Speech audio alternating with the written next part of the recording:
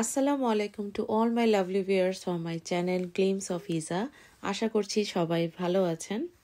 আমিও আলহামদুলিল্লাহ ভালো আছি, যদিও অনেক ব্যস্ততার মধ্যে দিন যাচ্ছে। অনেক দিন ধরে আপনাদের সাথে কোনো ব্লগ শেয়ার করি না।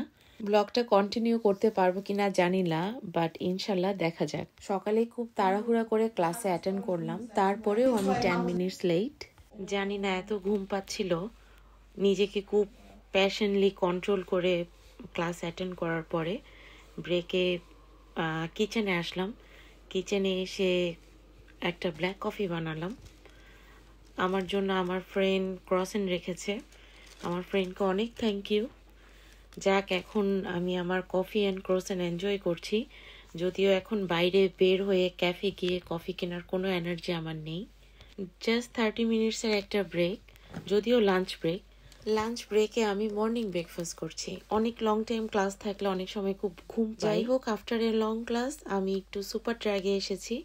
আমার কিছু পার্সোনাল কেনাকাটা ছিল। শপিং করতে আসাতে নিজেকে একটু এনার্জেটিক ফিল করছি, যদিও হোল ক্লাসে আমি আজকে খুবই লেজি ফিল করলাম। শপিং শেষে বাসায় যাওয়ার আগ মুহূর্তে একটু বিএনকিতে আমি আসছি, যদিও আমি যে জিনিসটা খুঁজতে এসেছি আনফর্চুনেটলি আমি সেটা পাইনি। চারপাশে অনেক প্ল্যান্টেশন, অনেক ট্রি, যদিও আমি রোজমেরি ট্রি খুঁজতে এসেছিলাম, সেটাও আনফর্চুনেটলি আমি পাইনি। অনলাইনে অর্ডার করতে হবে। এরপরে গেলাম স্পোর্টস ডেকে, ব্যাডমিন্টন খেলার জন্য র্যাকেট কিনতে হবে। যাক, সব কিছু নিয়ে এখন বাসায় ফিরবো।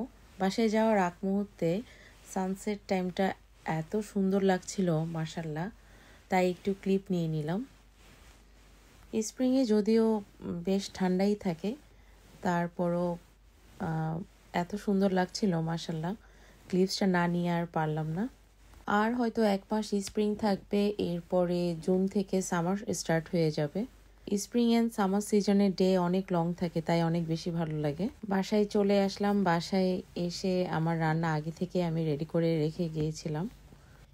এরপরে প্রিপারেশন নিচ্ছিলাম আমি মিষ্টি বানাবো। আর মিষ্টি বানাতে গিয়ে যে দুর্ঘটনাটা হলো সেটা আর কি বলবো, মুহূর্তেই আমি স্পিচলেস হয়ে পড়লাম। প্রায় সারাদিন কাজ শেষে এত কষ্ট করে আমি মিষ্টি বানাতে গিয়ে আমি কি করলাম, আমি একটা ছোট হাঁড়িতে সুগার সিরাপ করে মিষ্টি যখন দিয়েছিলাম, আর আমি লিড লাগিয়ে দিয়েছিলাম, যার কারণে বেশ অনেকখানি মিষ্টি ফেটে গিয়েছিল। সবই ঠিক ছিল, মিষ্টিটাও মাশাআল্লাহ অনেক সুন্দর হয়েছিল, বাট এত আপসেট আমি হয়ে গিয়েছি। কিছুক্ষণ নিজেকে ব্রেক দেওয়ার পরে চিন্তা করলাম, না, এভাবে আমাকে ভেঙে পড়লে হবে না। আমার তখন খুব মনে পড়তেছিল সার্ফ এক্সেলের একটি অ্যাডের কথা, দাগ থেকে যদি হয় দারুণ কিছু, তাহলে তো দাগই ভালো। সেই সময় আমার কাছে মনে হচ্ছিল ভুল থেকে যদি হয় দারুণ কিছু, তাহলে তো ভুলই ভালো। নিজেকে মোটিভেট করছিলাম অনেক বেশি। তারপর চিন্তা করলাম, ঠিক আছে, আমি ছানার পায়েস বানাতে পারি। ছানার পায়েস বানানোর জন্য আমি এক্সট্রা যে মিল্কটাকে ঠিক করে রেখেছিলাম, সেই মিল্কের সাথে সব যে ছানা সুগার সিরাপ থেকে সেপারেট করে আমি মিল্কের মধ্যে দিয়ে দিই, আর এর সাথে আমি অ্যাড করে দিয়েছিলাম ঘি, আর মেবি 1-2টি কার্ডিমন আমি একটু গুঁড়া করে দিয়েছিলাম, আর সাথে আমি কন্ডেন্স মিল্ক অ্যাড করে দিয়েছিলাম। আর এরপরেও আমি এত বেশি ভয় পাচ্ছিলাম, আমি জানি না আউটকাম কি আসবে, কারণ আমি কখনোই ছানার পায়েস বানাইনি। তারপরেও আমি চেষ্টা চালিয়ে যাচ্ছি, কিছু একটা আমাকে বানাতেই হবে। আসলে সব কাজ একসাথে করলে হয় কি, কোনো না কোনো একটা মিস্টেক হয়ে যায়। যদিও আমি সারাদিন অনেক বেশি এক্সস্টেড ছিলাম, আর হয়তো আমি খেয়াল করিনি। আর মিষ্টি বানানোর সময় যখন আমি লিড লাগিয়ে দেই, তখনই এই অ্যাক্সিডেন্টটা হয়ে যায়। আচ্ছা, যাই হোক, ইনশাল্লাহ দেখা যাক কি হয়। চুলায় মিডিয়াম ফ্লেমে পায়েসটা এক পাশে হচ্ছে, আর অন্য পাশে আমি টুনা স্যান্ডউইচ বানিয়ে নিচ্ছি। এর জন্য টুনা, মায়ো, কর্ন, সাথে একটু শ্রীরাচা সস আমি দিয়ে দিচ্ছি, এর সাথে একটু ব্ল্যাক পেপার আর মিক্স হার্ব আর গার্লিক পাউডার আমি মিক্স করে নিচ্ছি, আর অল্প জাস্ট স্লাইটলি একটু আমি সল্ট অ্যাড করে নিয়েছি। সব কিছু মিক্স করে আমি ব্রেডে স্প্রেড করে দেব। ব্রেডে স্প্রেড করার আগে ব্রেডের মধ্যে আমি বাটার লাগিয়ে নিয়েছি। আপনারা চাইলে ক্রিম চিজ আর ফিলাডেলফিয়া চিজ স্প্রেড করে নিতে পারেন। আমি স্মোকি একটু ফ্লেভার আনার জন্য প্যাপ্রিকা পাউডার অ্যাড করেছি অল্প, আর সাথে আমি ফ্রেশ লেটুস দিয়ে দিয়েছি। রাত বাজে প্রায় 12টার মতো, আর এর মধ্যে আমি আসলে বুঝে উঠতে পারছিলাম না যে কি করব। স্যান্ডউইচ বানিয়ে জাস্ট নর্মাল টেম্পারেচার আমি রেখে দিয়েছি সকালে ব্রেকফাস্টের জন্য। আর একপাশে আমি দেখতেছিলাম পায়েসটা অলমোস্ট ঠিক হয়ে আসছে। আলহামদুলিল্লাহ আমি অনেক হ্যাপি, কারণ আমি যে টেক্সচারটা চেয়েছি, যেভাবে আমি চেয়েছি আলহামদুলিল্লাহ সেভাবেই হয়েছে। খুব ডিটেইল আপনাদের সাথে রেসিপি আমি শেয়ার করিনি। আসলে কি, যখন আমি মিস্টেক করেছি তখন থেকেই আমি ভিডিও রেকর্ড করছিলাম, কারণ অনেক সময় হয় কি, রান্নাবান্নার সময় যখন ভিডিও অন করে দেই কাজটা অনেক দেরিতে শেষ হয়, তাই আমি খুব তাড়াহুড়া করছিলাম। যাই হোক, এই ভুলের কারণে আমি অ্যাটলিস্ট ভিডিও করলাম আর নিজের এক্সপিরিয়েন্সে নতুন কিছু শিখলাম।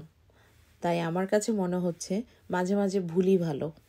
আলহামদুলিল্লাহ পায়েসটা সবাই অনেক লাইক করেছে, আর এতে আমি অনেক বেশি খুশি।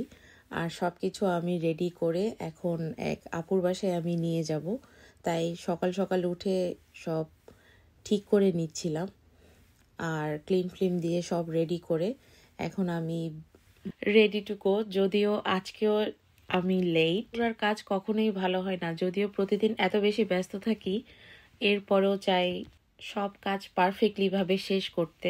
এখন একটু আমি আলহামদুলিল্লাহ রিল্যাক্স ফিল করছি, কারণ সবাই বলছে রেসিপিটি ভালো হয়েছে। আজকে আমরা যাব বার্মিংহাম, এই জন্য ফুয়েল নিতে এসেছি।